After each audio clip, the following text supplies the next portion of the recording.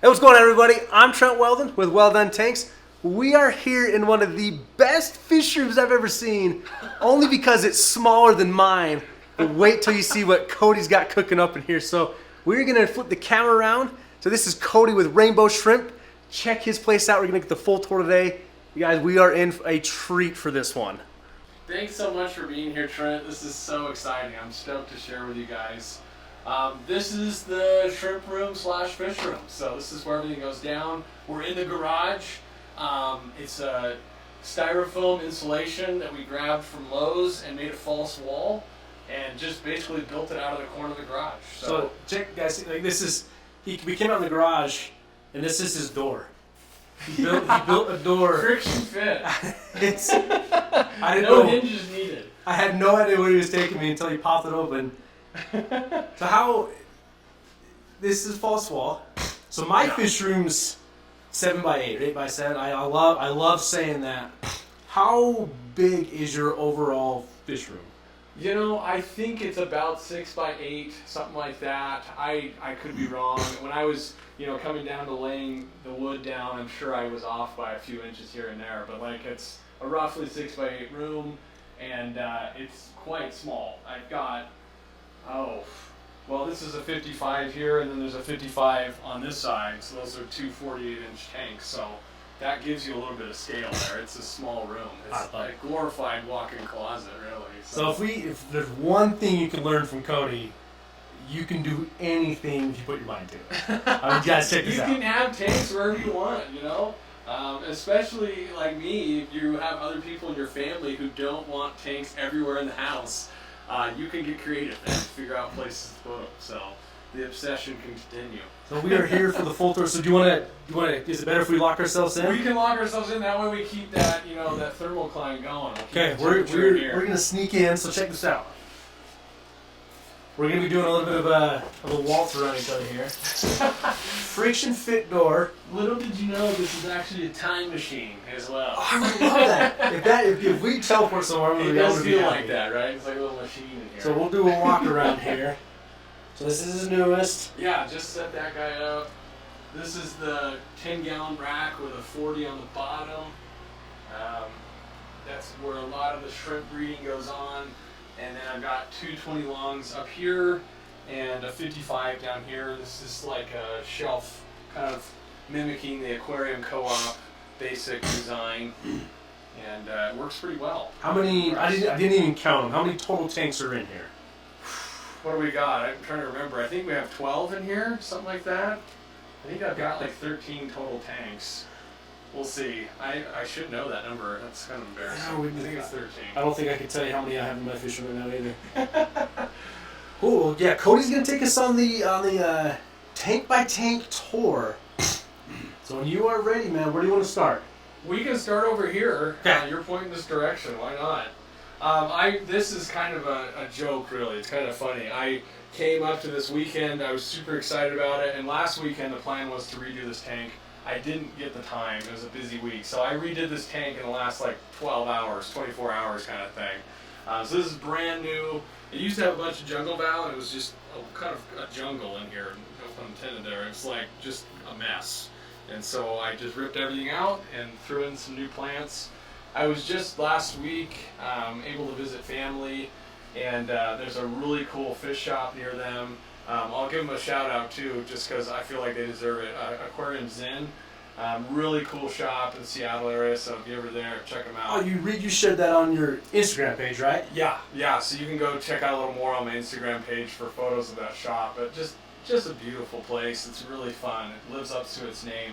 But I got some of these plants. I got some Pogo Stanley Alpharai, and then this is I'm trying to remember, Nymphoides hydrophila Taiwan, I think is the variety name. There's Amania gracilis from Aquarium Co-op in there. I think Alternathia renicki. We've got some crypticorns. So yeah, a good variety of things in here, and hopefully it just starts to explode, but it's a brand new tank, so nothing in there. It's pretty boring. Would you say next to shrimp, because that's what all these tanks are behind us. Yeah. Next is plants your second love? Is it? I would say that's probably the hierarchy there. Yeah, okay. I love plants. I think beyond their just aesthetics, learning the names of all of them is really fun. I love to learn new species and try to kind of tinker with them and see what they like, what lighting they like, what substrate they like, what nutrients they go for, and that's fun. I think all of us that do plants can agree it's really neat to tinker with them. So now everybody's going to ask, what lights are you using? Good question.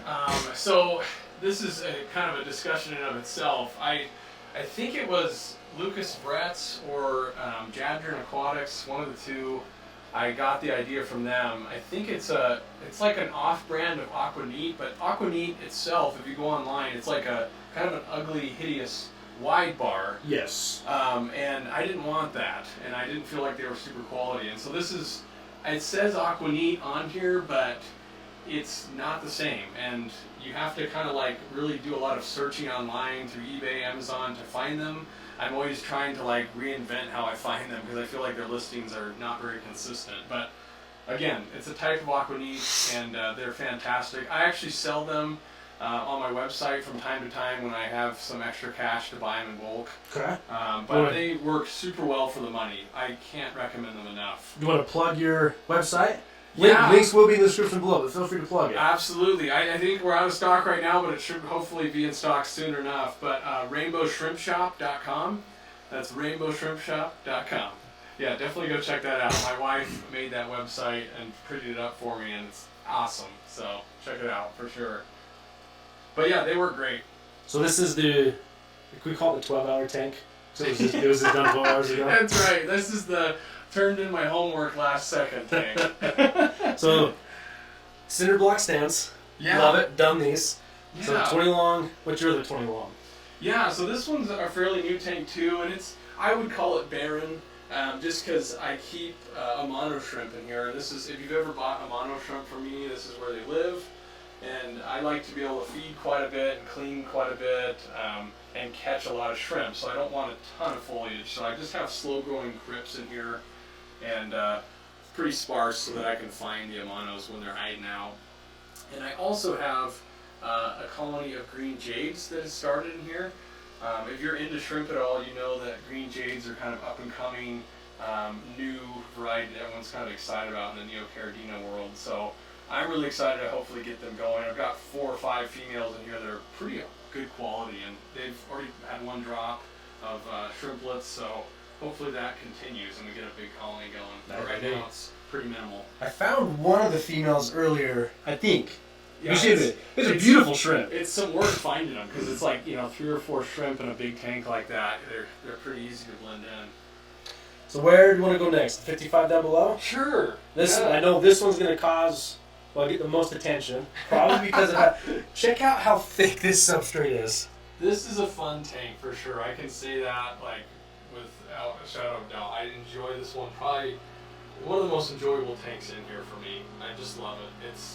It was kind of a running experiment when it started. I wanted to try a ton of substrate to see what the plants would do. And I thought, half of me thought it would be kind of a flop, but it turned out really well. It's a really easy tank to maintain, and because the plants are happy, I hardly touch it. They do most of the work. It's pretty hacked out. A lot of my plants look they got a pretty good haircut, and that's because they did. I sell, most of my plant sales come out of this tank. So if you bought a stem plant species from me, it's probably come out of this tank, and so I'm chopping these plants down all the time, but they're still happy campers, still coming back. So would you call this a plant for profit tank? Is that what it started as? Yeah, I would say that. Yeah, it's definitely kind of been the life of this tank, is supplying other people's aquariums, really. It's been the giving tank. How thick is your substrate? 'Cause this is the bottom of the tank here. Yeah, it's 6 inches. Including the inch of cap of sand and fluval stratum. And underneath that cap of sand is like 5 inches of in-ground soil by Miracle Grow. It's an organic soil. You can go at Home Depot, Lowe's has it. And it's a ton of soil. It's very much an anaerobic situation down deep, so you'll get different types of bacteria down there. The plant roots can go and kind of fully develop. I think it was either Lucas Bratz or I'm trying to remember. There was somebody on YouTube that was talking about how a lot of times we bonsai our plants and we don't give them enough root structure, and so I kind of wanted to play with that idea, and so that's kind of what I do with this tank. And it seems to be something they like. So, I think it's awesome. yeah, works out. Oh, should we trade? Dude, this is Sure. this is the waltz we're gonna do now. Yeah, I know. Now we got to dance in here. I still think this is one of the best set of fisheries. I love it. I love. Way nice. It's fun for sure. Yeah. So this shelving unit is like basically the beginning of my obsession. I figured out that you could go to Walmart and get a 10-gallon tank for $14, Yep. and that was like the end of normalcy for me. Is there? So we're in. I don't know if I said we're in Logan, Utah. Is there a big box store up here? There is a PetSmart. I live right across the street from it. I frequent it. Okay, so there is one here. Sadly, no Petco. Yeah, so they don't I usually have to pop it out, drive right? down to you guys in the Salt Lake area to do that, which I have done a number of times for sure. If you're building the fish, you have to. Yeah.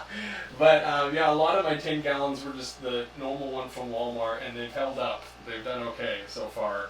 But yeah, that kind of fed my obsession.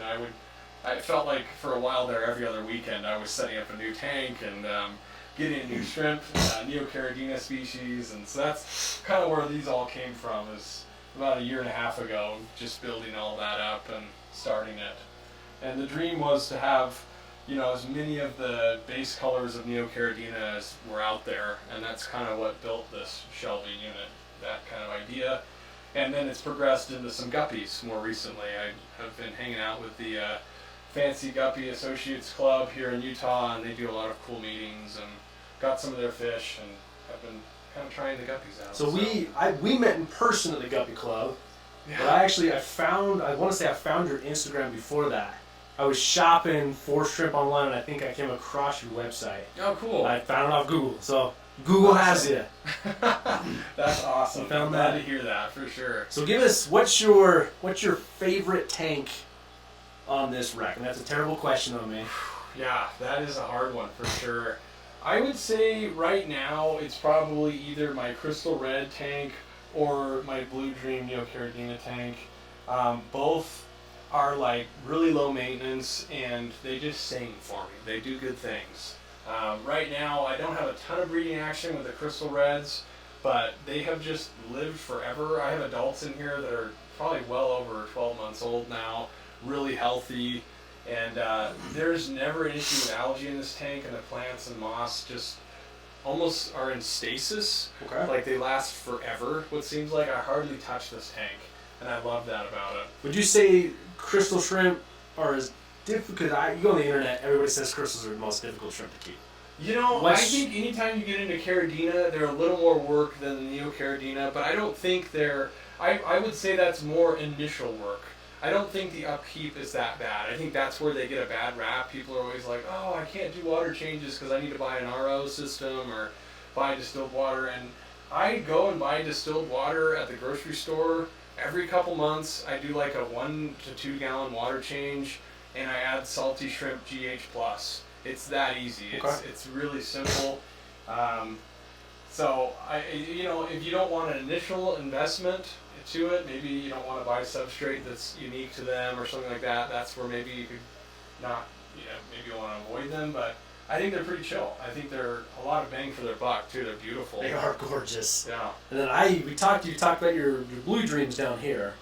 Yeah. This is a very healthy colony, in my opinion. They're doing really well. They've been kind of exploding like this for the last few months. It's a fairly recent tank. I'd say it's probably 6 to 7 months old. And what I kind of do with my shrimp, when you're breeding shrimp, a lot of times you'll notice what I call like a climax population, where you reach this peak in numbers and it's really good, but if you're not dispersing them at that time and you just keep increasing density without, either doing a ton of water changes or getting rid of shrimp, you can get bacterial swing through the population or other weird stuff that can happen. You'll have like a population just drop.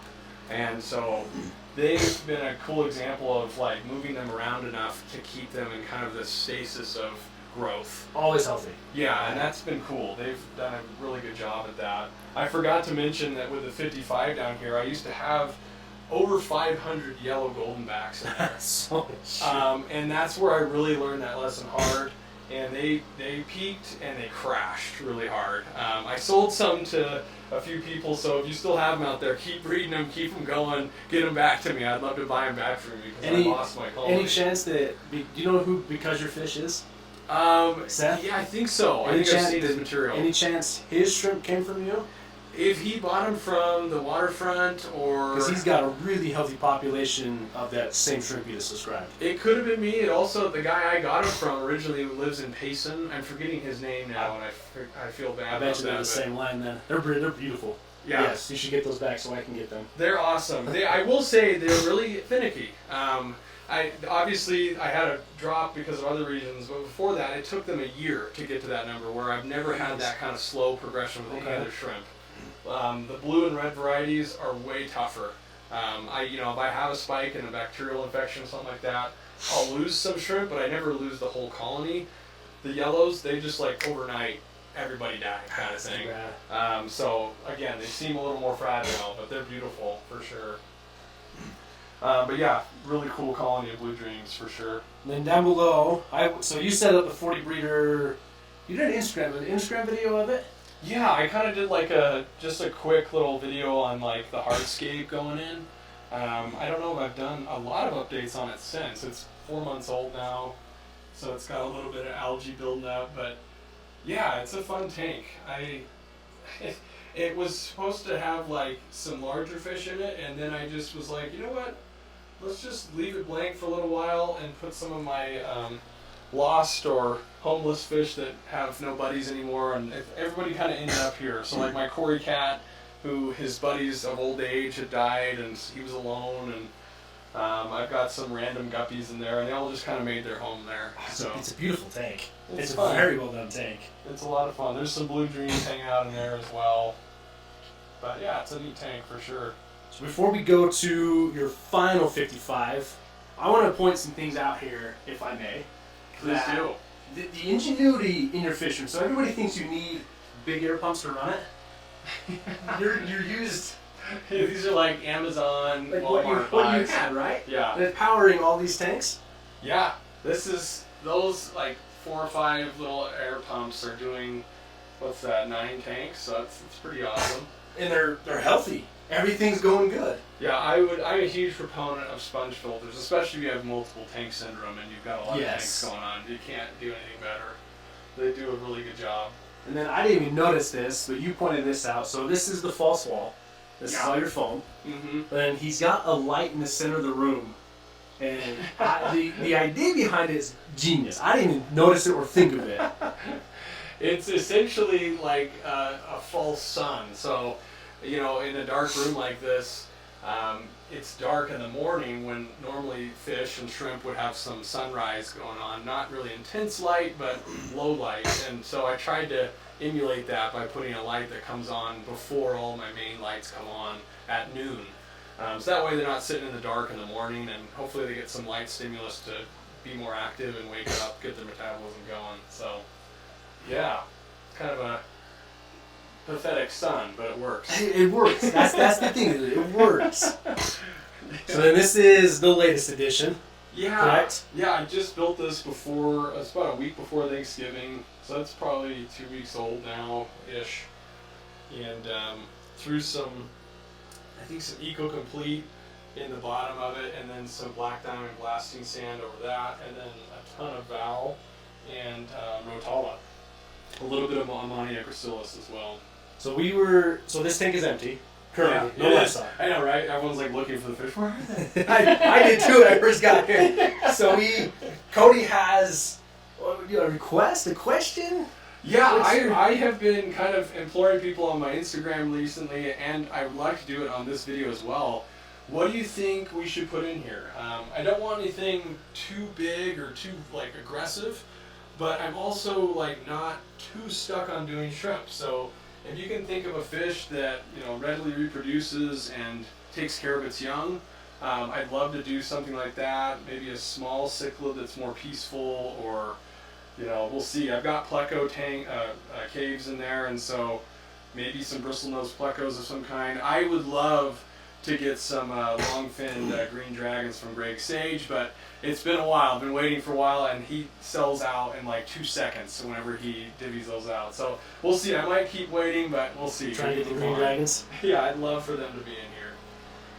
Well, Cody, I can't thank you enough for letting us to see this. I've been wanting to get up here since I met you, since I found your Instagram.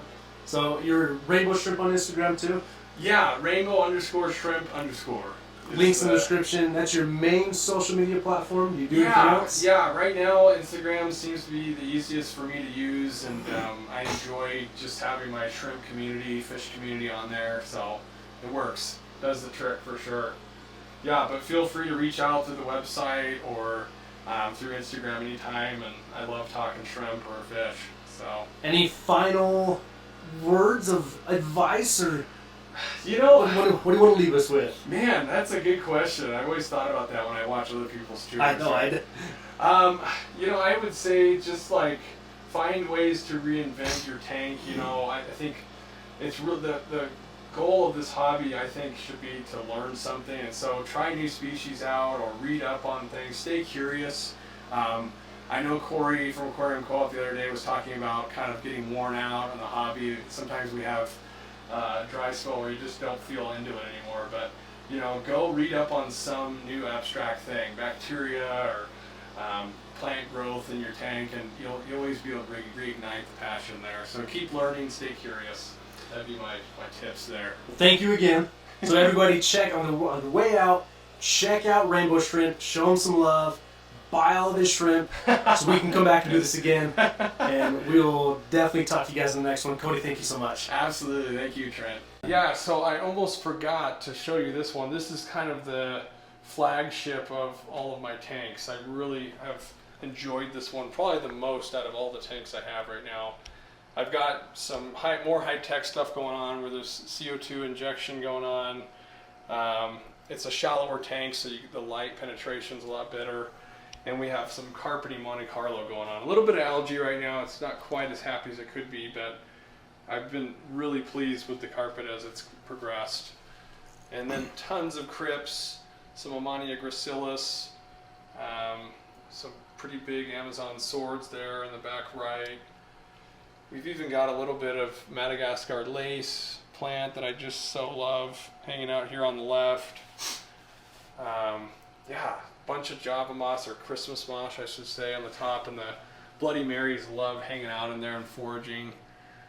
And this is probably one of my most successful shrimp tanks. It has hundreds of Bloody Marys in here. It's a beautiful tank. This is right in his entryway, and what caught my attention is the top down is the Danios running around in there. Yeah, we've got some long fin Danios, some standard Danios, zebra Danios. Now I know there's going to be 2 questions going to be asked from this one. Again, what's the light? Yeah, this is that same like off-brand Aquaneat one that I find online. And I wish I could tell you a place that it is exactly, but it is kind of hit or miss. But and then people are going to ask about carpeting the Monte Carlo.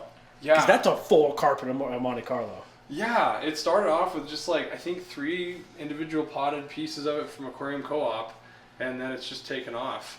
It's basically a Miracle Grow organic soil with black diamond blasting sand capping it, and that seems to do the trick. And as you can see, I mean, some of these root-loving plants like the crypts and the swords are really excited about that soil down there because they're throwing more foliage than I've ever seen. Oh, they are massive. Yeah, a lot of fun. I've been starting to sell my crypts and move crypts out of this tank because it's throwing so many runners, and I've never had crypts do that for me in my low-tech tanks, so it's been really exciting to see that go on for sure.